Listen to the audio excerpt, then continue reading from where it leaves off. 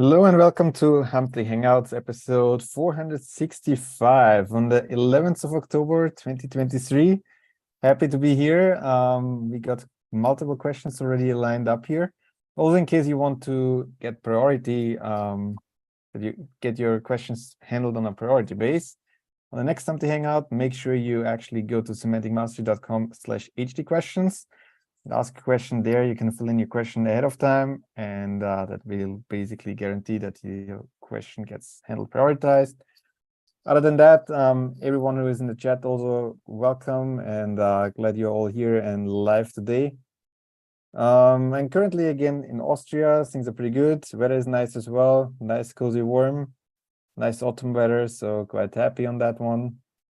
And Adam, I think, is out in the woods again or flying or something like that. So he's unfortunately not making it today, but I'm sure Bradley will chime in a bit. You ready, Bradley? Yeah, I'm going to try to run tell me if the audio starts breaking up and I'll kill my video. Right now it's pretty good. Okay. So Adam's out running in the woods again, or what running in the woods. Is that what we're calling it?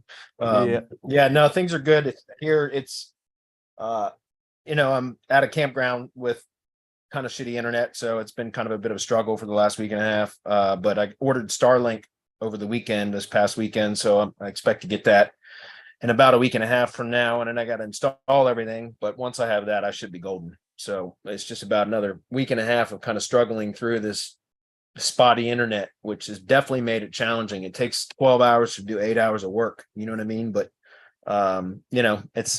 it is what it is. Yeah, I guess it's a bit of a trade-off, and I'll get back to kind of a normal routine here soon. So it's just a bit of a struggle for a brief period of time. Perfect. But other than that, I'm glad we're here. We've got several good questions. Do we have any announcements? Not so much. Like obviously, like we still have the mastermind going. So if you want to have like become a member of the mastermind, right now is a really good time. All you gotta do is go to mastermind.semanticmastery.com and join us. We have a nice special deal for like 3 months. So quite a good price at the moment. There will be actually an upgrade soon once Bradley is releasing his DHA agency course. So make sure you join as soon as possible so you get first dibs on it and like get a priority seat on there as well. Yeah, I'm excited about that because we got the high level stuff. We're going to start opening up accounts for high level for the DHA program, which is awesome because it's the same price as a normal agency account, but it comes all pre-configured with all the automations and everything that I've spent months building. It solves the A2P compliance issue that dealing with new like prospects. It solves that issue. It also comes with lead scraper app that's built into it, which is great because that's exactly what we need for the DHA agency anyway for outreach. So it's going to consolidate a lot of things, and we will deploy the sub accounts for your agency and then all of your clients. So again, it's a little bit less workload for you and your agency, and it's the exact same price too. So it's all these benefits that come with using our high level account setup. So I'm really excited about launching that like within the probably by the end of this month. I've got to onboard some of our mastermind members now to kind of work out any onboarding bugs and kind of smooth that process out. But then once I have that done, we'll be able to launch that. And I'm really looking forward to it. It's basically a business in the box with all the SOPs and stuff. Like it's amazing. Like I had a peek already at it.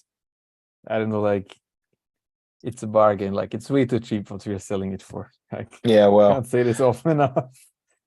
It is what it is. So, well, I think I go ahead and jump into questions unless we got any other announcements because I got quite a few. No, let's jump straight to it. All right, let me do that, and I'll grab the screen, guys. And if for whatever reason my audio starts to break up, I'm doing the best I can, but just let me know, and we might have to just go to straight up like audio. You know what I mean? We'll see what happens. Give me one second. I'll share the screen. All right, let me grab the screen. Sorry, guys. I'm still getting used to doing all this on a laptop. Are you working on your Chromebook at the moment? No, I'm on a Windows laptop. Got you. I couldn't. Chromebook's okay for temporary, but it's too hard to do like full on work with just a Chromebook, in my opinion. Totally understand. All right, let me zoom in a little bit. All right, here we go. It's good. So it Yep. should be ready to go. All right, sweet. Thank you. So the first one is, what are your thoughts around link rentals? Thinking to start a separate service for my agency, focusing on link building, but not sure how I would approach getting clients and charging, etc. And whether rentals would be attractive. My idea is to go into a niche that is hard to get links, and permanent links are expensive and be a little cheaper, but still maintain cash flow. Any thoughts would be really appreciated. Randy, I'm not trying to take the wind out of your sails or anything, but personally, I hate rented links.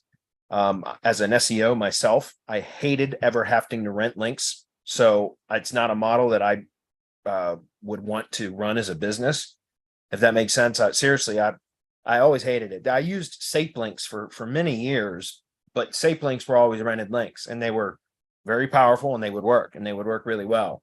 But and not so much anymore, because they weren't really relevant. But back then it was more about just power, sheer power. And so we could rent SAP links, which were like, a lot of the times were hacked links, links that were hacked into people's sites. They didn't even know it.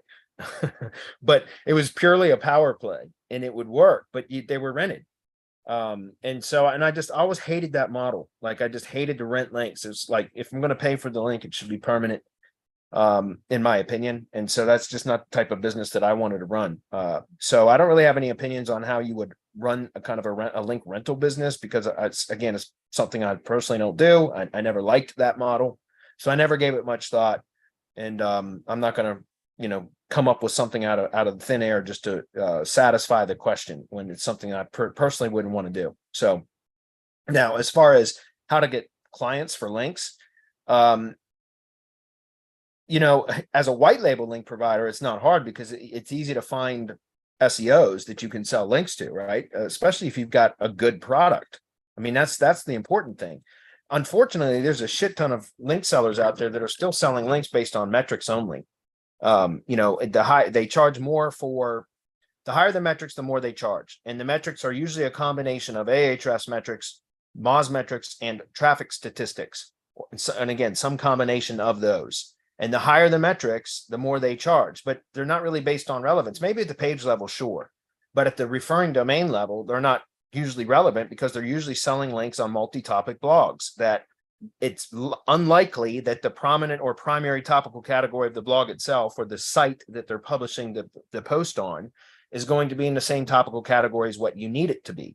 So yes, you can still get some push from a link that is partially relevant. When I say partially relevant, meaning it's got page relevance matching, but not domain relevance matching. So there is still value in those links, but they're not as effective or as providing as much value as if they were fully relevant. So again, my point is, if you have a good quality product, then you can probably sell links to, I found it, Semantic Links kind of exploded for me, because I've got decent links that are, 100% relevance matching. And it's kind of an easy sell when you have a good product and you know how to present it properly, right? So that's one way to do it. But to sell directly, like links to like business owners and stuff, I don't know how you do that. I suppose you can, but it's not something that I would want to do, because I think there's another question somebody was asking. The next question by Tyler: how do you guys go about charging link campaigns to your agency clients? I don't charge link campaigns to my agency clients. I charge retainers to my agency clients that include link campaigns. You know what I'm saying? Like, when you start trying to piecemeal or piecework, like what the hell's going on with my thing? It just popped open. That was weird. If you try to start like itemizing your, in my opinion, at least in the industries that I'm in, which have been mostly contractors my entire SEO career, I've worked mostly with contractors, home service contractors. They don't want to know all that shit. They don't care. It's like, I just give them a flat monthly fee for the monthly retainer. I might give them an itemized kind of list of deliverables when we initially form the agreement, right? Here's your deliverables. These are which you're going to get on a monthly basis, but it's all wrapped up into one retainer.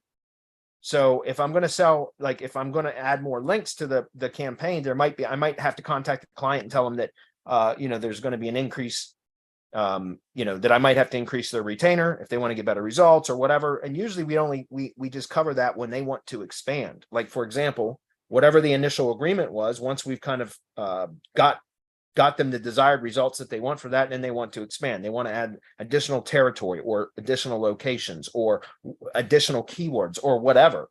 Then that's usually when we do a retainer increase, and that will usually be a good time to address adding more retainer in for additional links because they're going to need that, etc. If that makes sense. So it's not something that I, again, typically are going to charge on a link, individual like link campaign basis to clients, because I wrap all of that up into retainers. Now, again, selling white label link building services to other SEOs, of course, then you sell link campaigns.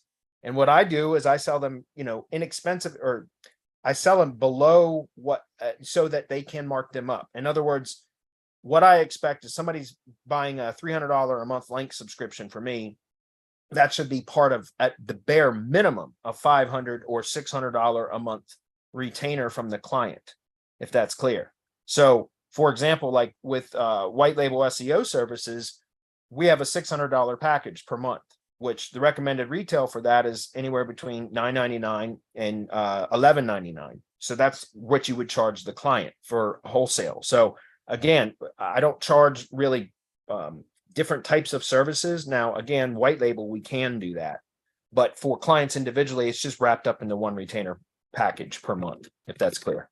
And I think that's the better way to do it. Because again, you start trying to break that stuff out and sell it separately, you're going to overwhelm most clients, most local businesses, right? They're not going to have any idea what the hell you're even talking about and what the proper recipe is and all of that. So you just, and then you end up losing them, So keep it simple is what I'm saying. Hopefully that's clear. All right. The next one was from Tyler. How do you guys go about charging link campaigns to your agency clients? Again, I just covered that. He says, thinking to go to authority builders or use legit gigs or do my own outreach, but it's hard work. It's hard to work out an easy to price method that scales and is profitable, as well as getting clients for ongoing backlinking. Again, if you're going to sell links, make sure you have an effective product.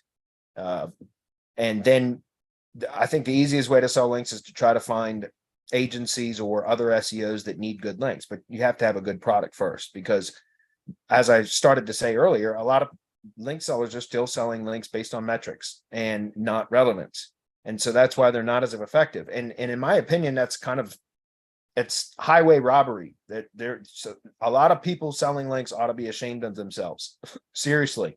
And I don't know if it's that they just flat out don't know, or they just don't care, because they know that most of the SEO industry still doesn't realize that it should be about relevance more than anything.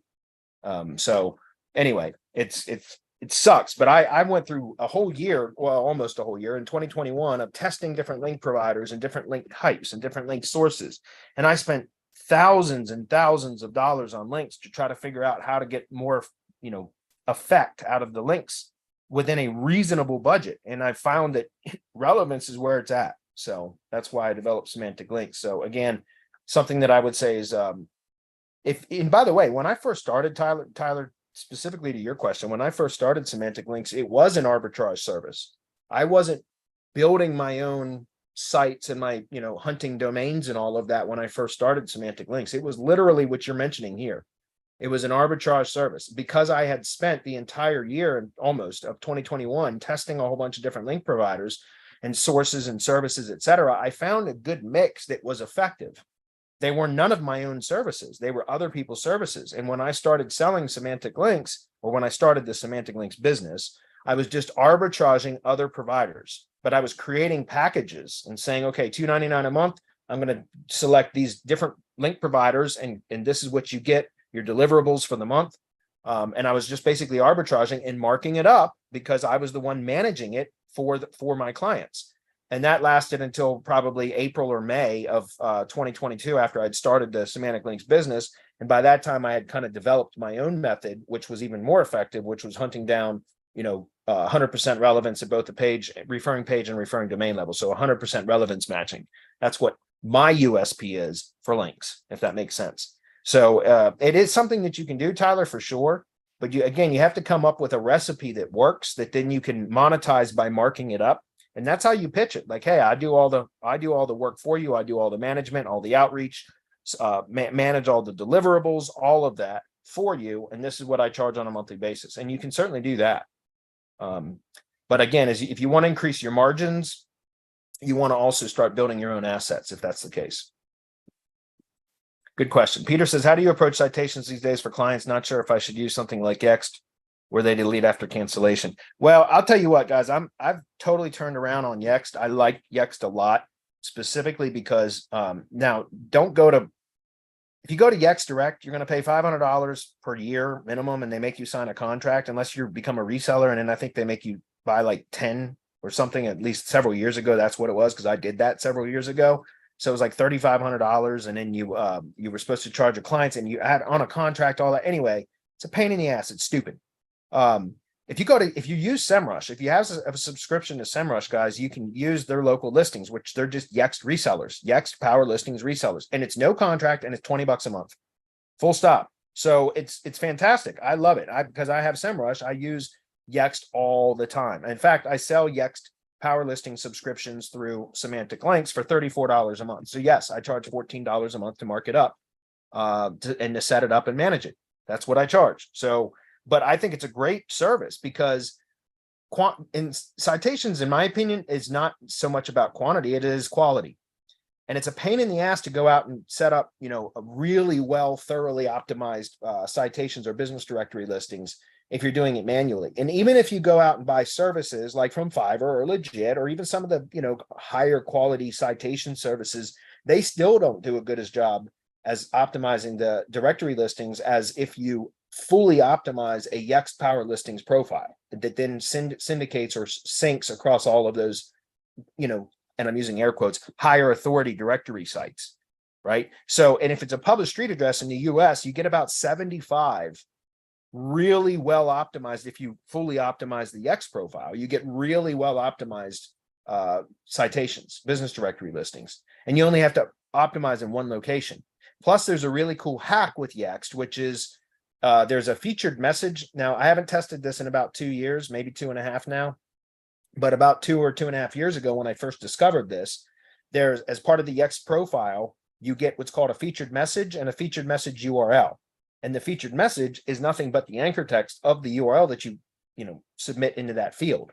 And what I found about when I first discovered this, which was kind of by accident, was that even on the directories or the business directory sites that don't have or that have no follow links, which most of them are no follow links, the featured message for about 60% of them, again, this was 2.5 years ago when I tested it, it may have changed by now, but at the time, about 60% of them would still, the featured message link for whatever reason was follow link, even though the business directory listing that was linking to the, the money site or whatever the location landing page was that you set was no follow.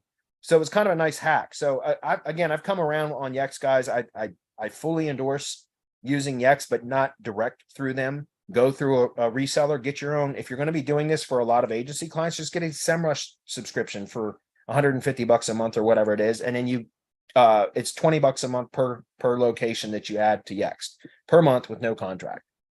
So hopefully that's clear.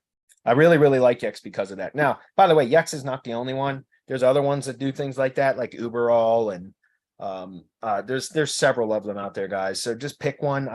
Like I said, I'm using Yext because it's part of SEMrush and I have access to that. So Henry says, what are your thoughts around podcasts to help our agencies get more clients? Thinking of new ways to grow my agency, but not sure how I would pull off a podcast in a simple and effective way. Okay, guys, I've actually done podcasts before. Like I've hired a company, a podcast valet. In fact, it's called podcastvalet.com. Those guys over there are great. It's expensive, but they do all of the booking and everything for you. They guarantee, like, I guess depending on the package or whatever. When I did it, it was 10 podcast interviews that they booked for us. There was 2 a month, every month for 5 months, and we ended up doing it for 6 months actually. So I did 12 interviews, and it was great. I mean, it really did help us to grow Semantic Mastery at the time. We weren't as niche or as specific into local SEO as we are now. So it was a little bit of a broader audience that we were reaching out to. But what I would say, if you're trying to grow your agency, it depends on, like, especially if you're in a niche, a specific niche, which if you've been following us for any length of time, you know that I preach that over and over and over again. Then yeah, if you can get into any sort of podcast that would be related to that niche, that industry, etc. even tangent industries, meaning, industries that are related or that are supporting industries and things like that, that it makes sense to try to get on podcasts that cater to those individuals, or that audience, I should say. Because then again, it's a huge credibility and authority booster. So you can position yourself as an authority by just being on podcasts. Like, just the nature of being interviewed on a podcast is going to position you as more of an authority. So you will get people reaching out to you that are seeking help and guidance, etc., consultation, whatever. So I think it's a great strategy. It can be expensive, but if you have your marketing and your offer dialed in, and you have your industry dialed in, if you're trying to go broad and be everything to everybody, forget it. You're going to have shitty results. You'll just get interviewed, and you probably won't get much traction out of that. But if you have a specific offer that is dialed in to a particular industry or an audience, then you're going to do much better, right? So that's what I would recommend is, Podcast Valet is what I use. I know there's other companies that do that. There's also softwares and apps and stuff now that will help you kind of schedule your own if you want to do it yourself. But my opinion is, and unless you already have an offer and everything dialed in that's really working really well for you, you should be focusing more on the marketing and the offer, and let a company that is really good at booking podcasts and all of that, let them handle that, right? Instead of trying to learn that all on your own. In my opinion. Now, if you've already got all that other stuff, the other marketing collateral and everything dialed in, then yeah, go for it. You can probably set it up on your own as well. But I used Podcast Valet, and again, I was really, really happy with them. In fact, I spoke with the owner, or emailed with the owner, probably 5 or 6 months ago about doing it again. I never pulled the trigger on it because I got so wrapped up with the DHA SOP, like building SOPs and everything for the program we're launching. But I assume once we launch that program and we get through the first cycle of coaching, because that's like a separate coaching program, I'm probably going to do it again, because I think it's going to be a great way to get exposure for that. So I think it's a great strategy. Roger says, with your topical links, how do you handle repeat orders? Do you put onto a new site, or is it okay to link multiple times to same domain in your network as long as different pages and unique content? No, we track the target URL so that we're not linking to the same, even to the same tier one, like the same brand, the same entity assets from the same site. In other words, a referring domain, we only try to link to any of the entity assets. That means the money site, Google Business Assets, any of the branded assets, any of the tier 1, tier 2 links, period. We from any one referring domain, we keep track. We have a database, it's called Fusio, which is like a no-code relational database. You can buy, there are all kinds of like that. We personally use, my Semantic Links, we use Fusio, but there's dozens of apps that are like that. But we keep track of that. So every time a client places an order, the link the link goes into the database, or the target URL goes into the database, so that we know that whatever we use as our link sources, so the referring domains to point to that target URL, aren't used again. And then we aren't going to use even the same source domain or referring domain to link to another asset in that same campaign, that same brand, that same local entity, if that makes sense, because then you create a footprint. If you're using the same referring domain to link to the money site, and then to link to a tier 1 branded asset, and then link to, a press release that links to the money site, you're creating a footprint.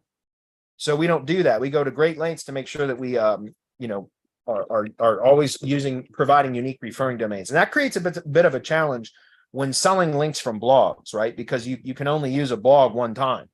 That's why we do still a lot of rebuilds, Roger, which rebuilds are where we go out and hunt down custom domains that in the appropriate topical category that are relevant to it's going to be linking to its target URL.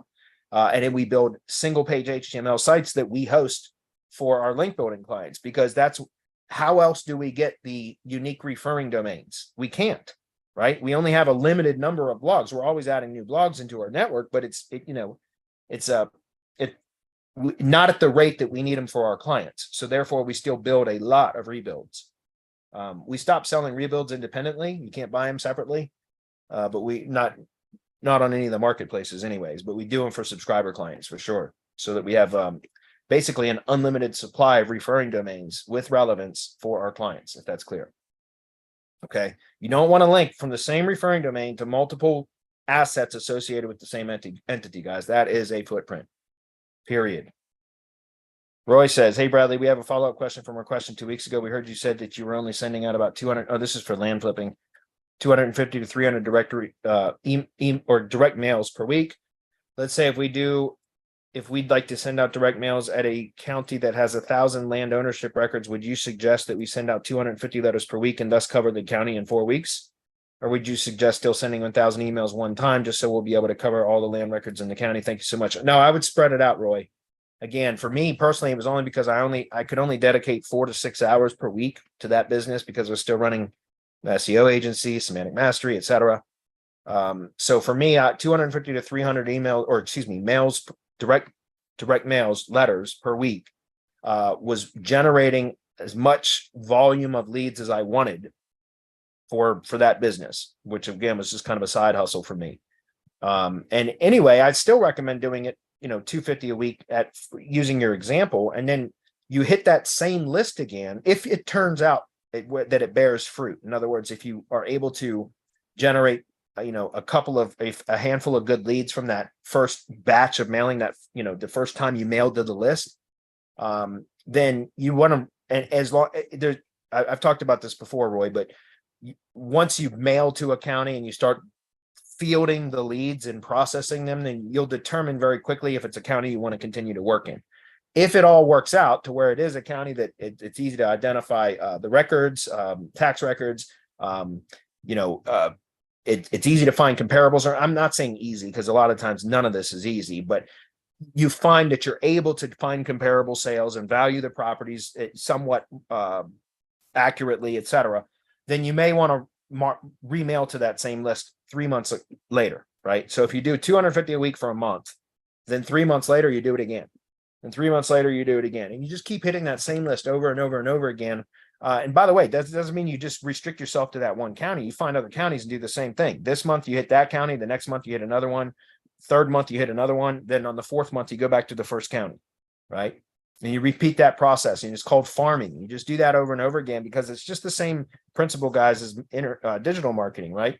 They begin to see your brand over and over and over again. And over time, time and circumstance changes everything, right? So people might not be interested in selling. They might not even be considering selling their property, but over time, they continue to see your letter offering them cash for a property that they're paying taxes on.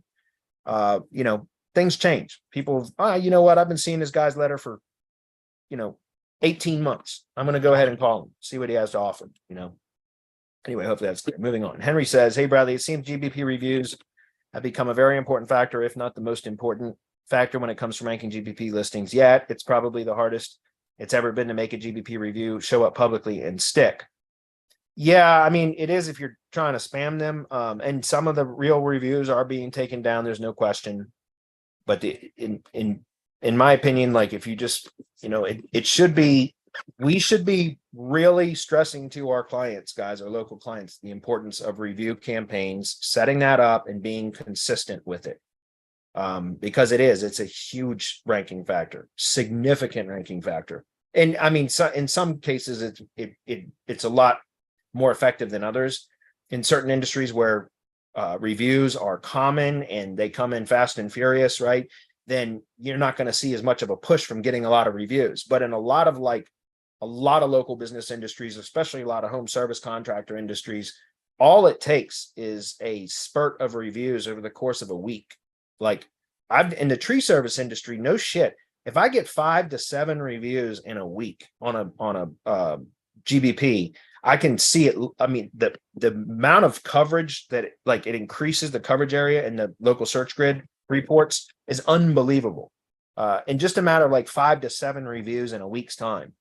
So, yeah, I mean, some reviews are being taken down that are actual valid reviews. I get it. But if you have a consistent system that is set up to constantly solicit for reviews once a sale or has been made or a job has been completed or whatever, then it's, there's going to be some attrition or some churn in the reviews, but you're always got new ones coming in, which is a huge ranking factor.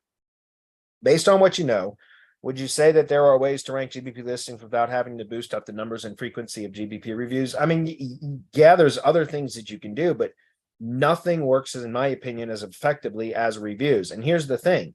If you're doing all of the other things that you kind of really should be doing anyway, as far as optimizing the Google Business Profile, the website, building the brand, all of that kind of thing, those things, then when you do get reviews, it's going to respond even better, right?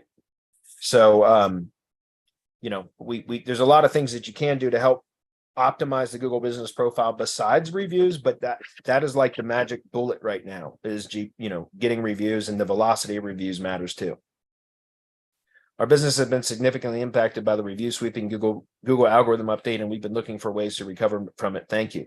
Well, remember, Henry, if you've got a customer list, a customer and or client list, set up an outreach campaign, reach out to them, ask them to leave you a review. Doesn't matter whether they left you a review before or not. Ask them to leave a review again. Who cares? Like, you're not, I mean, if you piss a few people off, so what? What I found is when you do a review campaign to a customer list, I've always called this in the tree service industry, shaking the bushes, because when you do a review solicitation campaign to a customer list, a client list, then it oftentimes will result in additional business too, because it reminds them that you're there when you're asking for a review, but it reminds them that you're there. So they might have a need for something else. In the tree service industry, it might be a customer that had a tree removed 3 years ago. Well, now they've got some trees that need to be trimmed, right? And so when we do a review campaign, a lot of the times we end up getting more business from just doing the review solicitation campaign.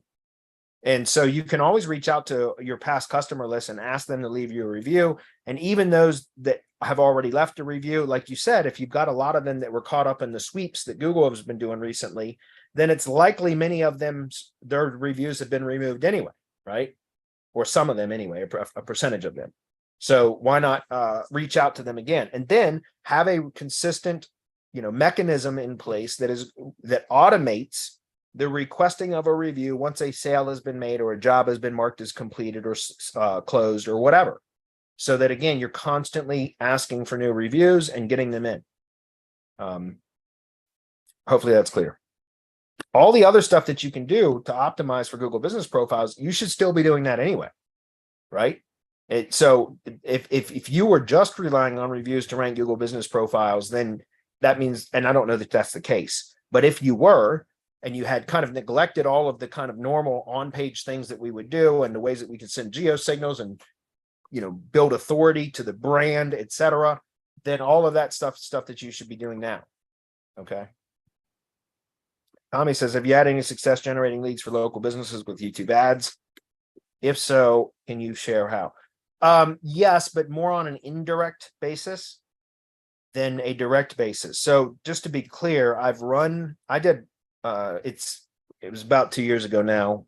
But I was trying to generate straight up leads for tree service contractors from YouTube ads alone. And I spent about $8,000 in 6 weeks or $6,000 in 8 weeks. I think it was $8,000 in 6 weeks. That on trying to dial in a campaign just to get my cost per lead down to cost per acquisition down to a reasonable rate that then I could sell that lead and still make a profit. And it was very difficult to do with YouTube ads, just like it's hard to do with Google search ads, because when you're selling a lead, the cost to generate a lead from Google search ads is freaking ridiculous for the most part, for tree guys anyways.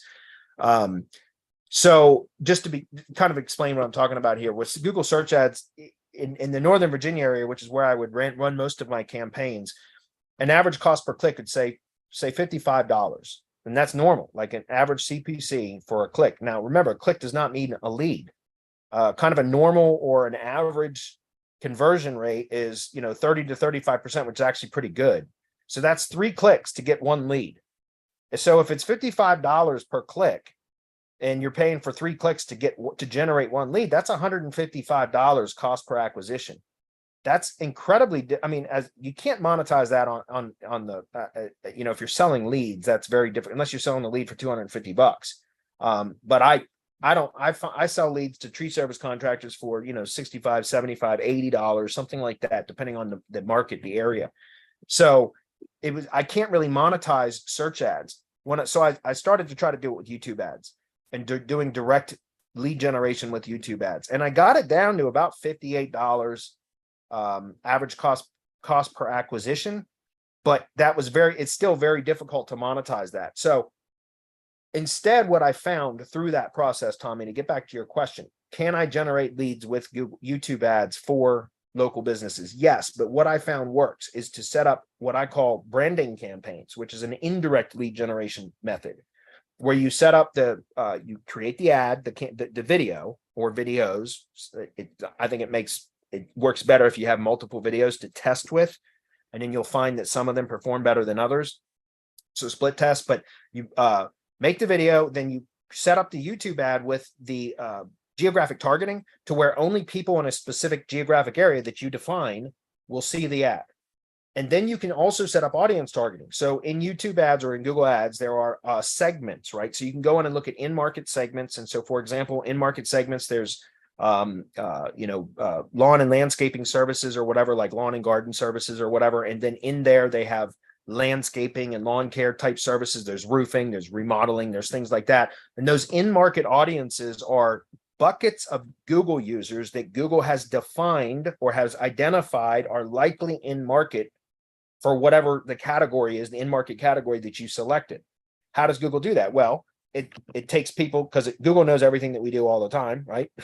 For sure. So it takes people that have been searching for search queries that are related to that product or service recently, like in recent, like within the last week, within the last 10 days, whatever, in recent history, they've been searching for search queries that are related to that product or service. They've been visiting sites that are related to that product or service. They may have been visiting physical locations, right? Because Google's in our pocket, that are related to those products and services. So an in-market audience I found is really, really good audience to target with YouTube ads for a branding campaign, because those people are already, it's on their mind, or likely that it's on their mind that they're in the market for that product or service that we have to offer. So let's get our brand in front of them, right? As much as possible.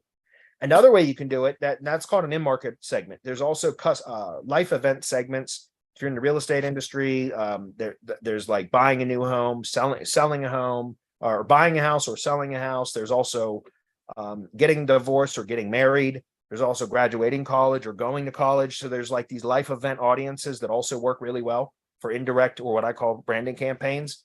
And then another one is custom segments. You can create a custom segment. Here's a trick, guys. Here's a clue. This is a gold nugget for you guys. Go test this.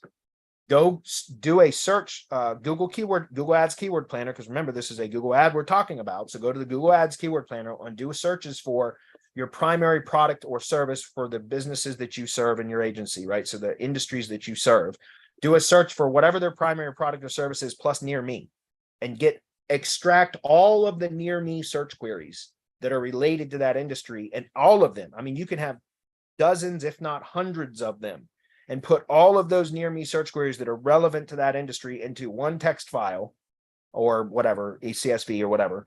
And that becomes your custom audience or custom segment keyword search query list that you plug in all of those, and you create a custom audience. It takes Google some time to fill that bucket with those people that you define and the audience that you define. But you set the criteria. You say, I want anybody that falls within this targeted area, this geographic area, that has searched for any of these near me search queries. I want you to populate or fill this bucket with those Google users. And so after you start that campaign, it goes through a learning process, but then you start to get ads being served to people that have just searched for tree service near me, tree trimming near me, tree removal contractor near me, tree trimming company near me, etc. You see what I'm saying? Stump grinding near me, all that. So those people are definitely in market. And those near me search queries are usually, that's somebody that is right at the buying stage, right? They're ready to make the purchase. So you can set up a YouTube ads campaign defining either using an in-market audience, a life event audience, or custom segment. And by the way, split test all of these guys. to figure out which performs the best. But and then set up for like $1 to $2 per day in budget. That's all that you need. Now, again, if you're covering a very large geographic area, you might want to increase your budget. I mean, I've done it for clients for $5 per day, which is $150 a month. But generally, I run these campaigns for anywhere between $1 to $3 per day. That's $30 to $90 per month to run a branding campaign. And we just let it run indefinitely. Once we set it up and we kind of dial it in a little bit in the tree service industry, I already know it works. So I just duplicate those. It's super easy. But in other industries, if that, you know, I have to set it up and dial it in a little bit over the course of a month or 6 weeks. But it's easy to do with YouTube ads. And then you just let it run indefinitely. For $1 to $3 per day for most local businesses, that's all that's needed to, and it really does work. Again, it's not to get a direct conversion notification in Google Ads. Like if you have your conversion tracking set up and everything, you know, it depends on the industry, because I do this for pest control, roofing, tree services, a landscaping company that I've done it for. I've also done it for septic tank pumping companies, believe it or not. And so we definitely get conversions. That's kind of all over the map as far as the cost per acquisition. But remember, a lot of the times these people will have seen the ad multiple times and they'll just pick up the phone and call, or they'll go to Google and search for the company name and then click through Google search directly to, instead of clicking from the YouTube ad. So that's why I say it's an indirect lead generator, because you don't get a lot of direct conversions from the YouTube ad. But because you set up I do aggressive, you know, what do they call it? Impressions, where I don't limit the impressions so that ad can be seen over and over and over again by the same people. And it's because I want that. I want to annoy them into calling, you know what I mean? Calling the business. So anyways, YouTube ads are I think a great way to, once a company already has leads dialed in, like they've got a consistent flow of leads coming in through SEO and through other channels, et cetera, then I think that's a great additional thing to upsell. What I pitch that to my clients as a branding campaign that is an indirect lead generator, and it works really, really well. And by the way, it's so much easier to create video ads now because of all the different apps out there that create videos. You know, it's silly not to be out offering that as like an add-on service in your agency offerings, in my opinion. All right, a couple more. No, actually, you guys have been posting questions today. Will says, if you had excess budget for an SEO client that had to be spent by the end of the year, what are some tactics that you could execute that would have lasting value? Probably build supporting assets for the brand, like auxiliary blogs that would support the products or services that the company sells, that could be monetized in and of themselves. So like, in other words, creating maybe blogs that are on specifically about the topic that the company provides, or again, tangent topics, right? So supporting topics, things that are related to the products and services that the company sells, because then that can be used for, you know, as a link, but also to generate traffic, but then can also be monetized. These are all things that just, you know, things that can be done if you have a client that has SEO, budget, the excess budget, and why not build assets that will support their business that can also be monetized, right? I mean, it's crazy, because here's an example, guys. I've got over 600 local blogs now built, and we're approaching 700 actually. And you know, a lot of those local blogs, not all of them, but some of them actually get a significant amount of traffic. And I've not done any, because my monetization method is I'm selling geographic links. But at some point, I can also add more revenue, squeeze more revenue out of these by just going in and identifying the blogs that are actually generating real local traffic. Some of them do. I mean, there's a significant number of them actually do, because they're hyper optimized for local search, like local terms. So they get local traffic. And so, you know, monetizing those types of blogs with ads, if they're getting a lot of local traffic, couldn't you contact other businesses in that area and sell advertising space direct on there, right? Of course you could. You could sell, you know, guest posts and featured posts that you pin to the homepage, for example. So there's all kinds of stuff. You can create social media accounts to support, like, so have like a Facebook page, just as an example, that's associated with like a local blog. So now you have kind of two kind of assets that you're acting as a media company, really.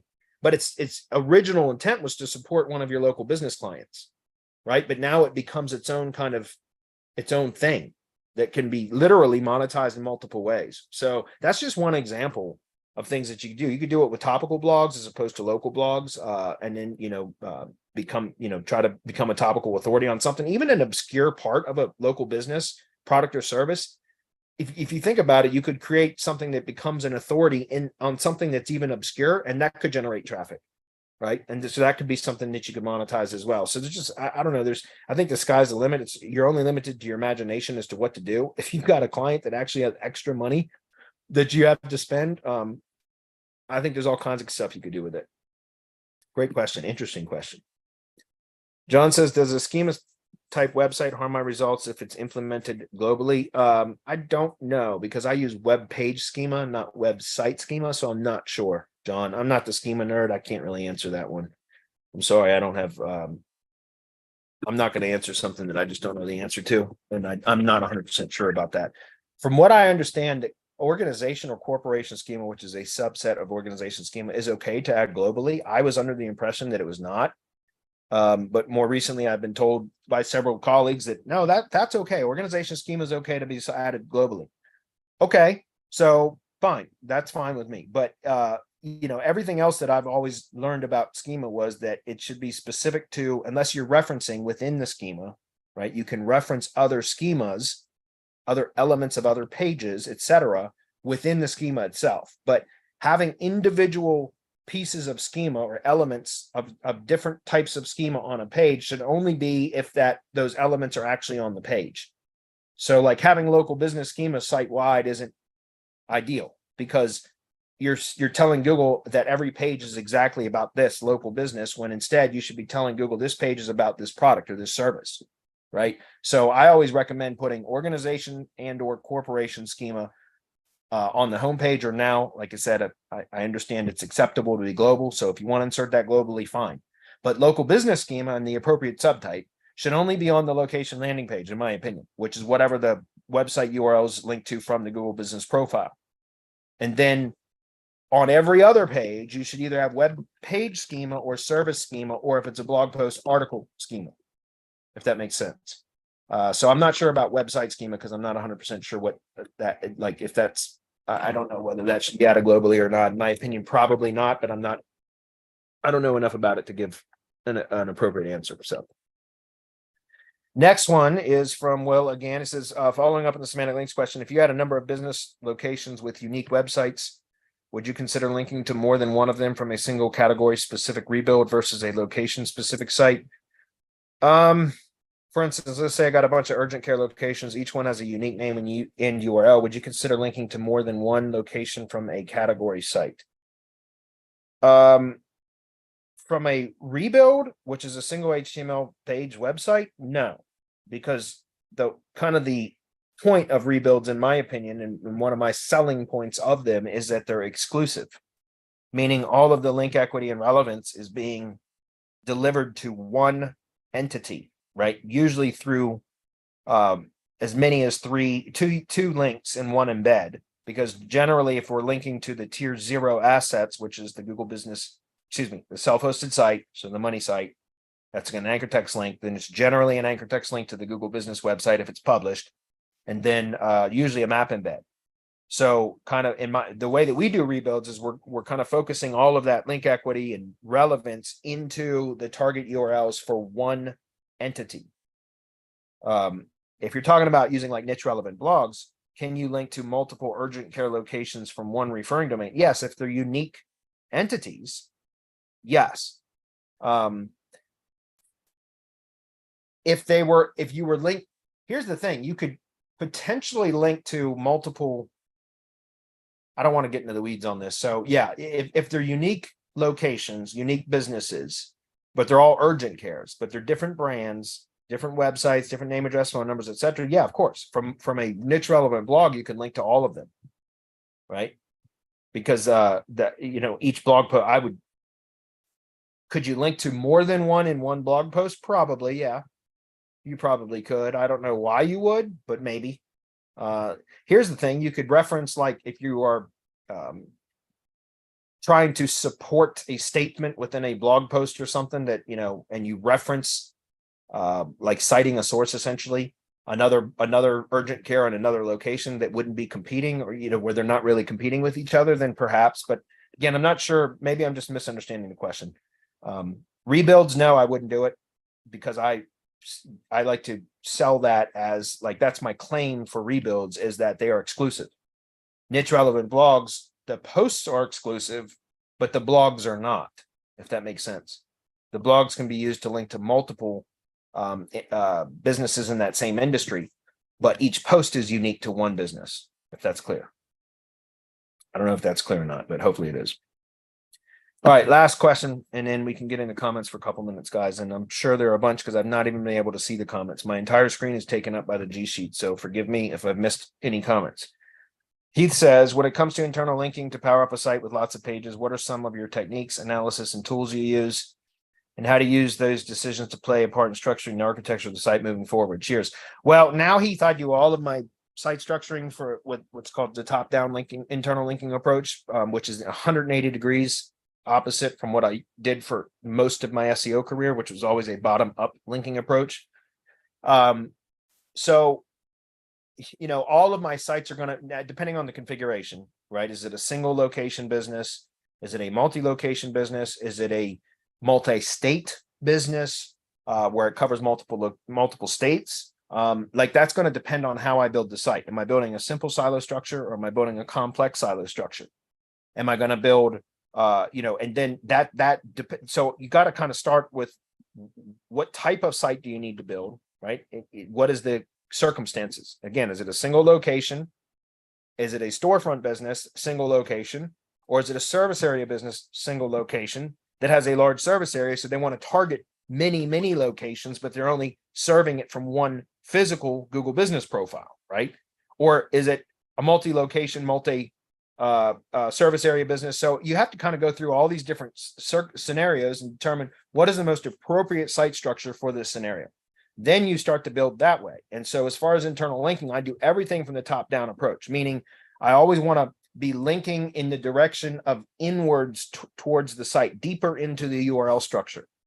Why do I do that now? Because now my link building has changed entirely from doing bulk link spam, where we used to power up posts that were published or syndicated to Web 2s, and we would just hammer Web 2s with the branded Web 2s that had syndicated posts with bulk link spam. And so I wanted the direction of the link flow to flow from the lowest point, the blog post, right, up through the site, up to the more important pages, top of silo, etc., the product and service pages.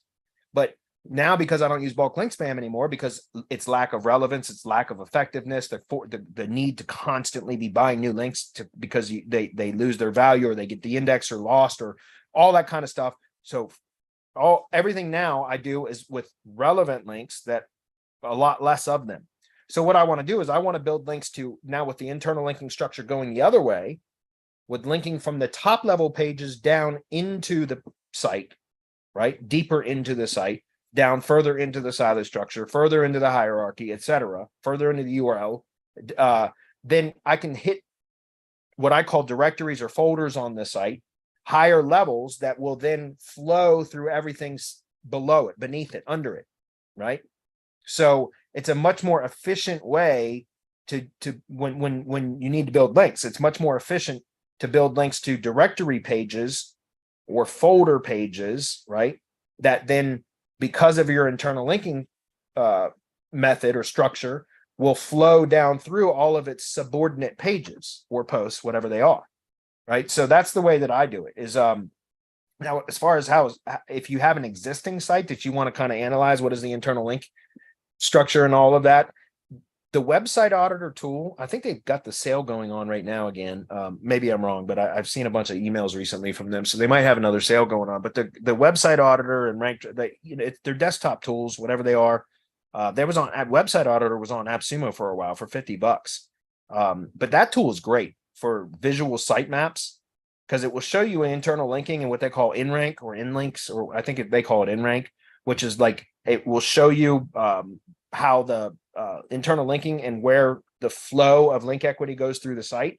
And so I really like to use that because, once you kind of identified what type of structure that you want to build, and you for local businesses, if you're in the same industry, which again, I've been hammering that for years, you can duplicate that same structure over and over and over again. So once you get it, once you figured it out, you just duplicate that over and over again. By the way, guys, I did this in the tree service industry. I spent many months last year specifically testing different site structures. I've talked a lot about them on Hump Hangouts. Don't have time to cover it again today. But I mean, literally to just kind of test different structures and that's how I determined the other linkings. The top-down approach is more effective for the type of links that I'm building now. And also I've simplified the site builds in the tree service industry. We have one service page now instead of multiple service pages. We have a topical or product or service silo, and now location silos that do cross-link. So these are all things. That's why I'm saying, like, again, single industry, guys, because you can test with different site structures and different internal linking patterns and you figure out what performs the best. And then you just duplicate that over and over and over again for every subsequent client. And so hopefully that makes sense. But seriously, the top-down approach is much better, in my opinion, if you're going to be building with higher quality links, that because there's all kinds of really cool things that you can do when you have the site structure built the way that I'm talking about, because you can push topical links in or topically relevant links into pretty much any part of the site, but you can push geographic links into different folder structures, like at different levels. You can get hyper local with stuff that's specific to that city, but you can go a little bit broader with county relevance or state or region relevance, and then state relevance ultimately. So depending on where you're linking to within the site, depends on what type of link you build, you place, if that makes sense, or on what source, what link source you use. So there's a lot of really cool things that you can do when you have a silo structure. I like to use the physical URL structure now, which shows, or physical silo structure, which shows the hierarchy in the URL, as opposed to a virtual, because again, you can visibly see where you're like kind of injecting link equity and relevance, etc. So I don't know if that was clear, but hopefully it was. Anyway, I'm done with the questions here, so let's get into comments if there are any available. Second, I don't hear you, Chris. Hold on a minute. How come I'm not hearing Chris? No? Yeah, now I can hear you. All right, go ahead. I'm sorry, man. All good. Cecilia says, is nudity involved in this woods running? You're talking about for Adam?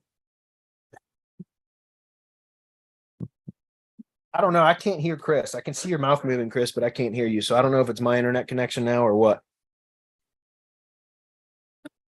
Let me try. Okay, give me a second. I know what it is. I'm looking at the fucking YouTube video.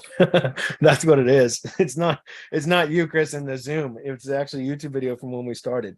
This whole laptop thing has got me screwed up. So Cecilia said, is nudity involved in woods running? God, I hope not. But Wayne Clayton from our mastermind, he used to. He doesn't do it so much anymore, but he used to create all these funny ass memes, and we've got some good ones of Adam running in the woods. Air quotes. Let's see. Will Scott says, I've used podcast bookers as well for some niche stuff. Let's see how I'm curious. Well, I wonder how well that did for you for the podcast stuff, because I thought it was great. I mean, we definitely grew semantic mastery when I did that. Again, we weren't as focused then as we are now. I think it would probably be more effective now than it was then. And I do want to do it for like directory hybrid agency stuff once we launch that. So I'll definitely be doing that again at some point, sometime next year for sure.